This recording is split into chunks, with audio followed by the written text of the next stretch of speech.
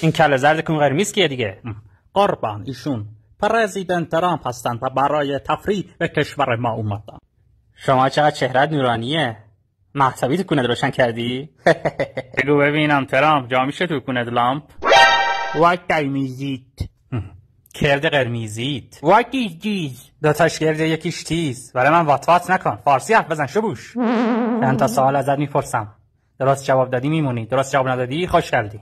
کاسشن. چی؟ من کاسشن میگم؟ قربان کاسشن یعنی سوال بپرسید. میدونی چرا سس مایونز مایو داره؟ نه چون اگه نداشته باشه سسش معلوم میشه. اون چیه که مال منه ولی بقیه بیشتر ازش استفاده میکنن. His name. No it is a kiremi. یک روز یه اسکلت میره بالای ساختمون ولی نمیپره. چرا نمیپره؟ Because استقوناش میشکنه. نه خیر چون خایه نداره که بپره. سوال بعدی اون چیه که دردو کم میکنه؟ His morphine پاین کم میکنه. چی کاسشر میگی؟ توف دردو کم میکنه. ایشپویشن باشید. کاسشر تو میگی. شنیدم میخوای اسم خلیج فارس رو عوض کنی. Yes. سرشو بگیر بلس. نره. همه نهنگای خلیج فارس هم صاف تکونه قرمزت.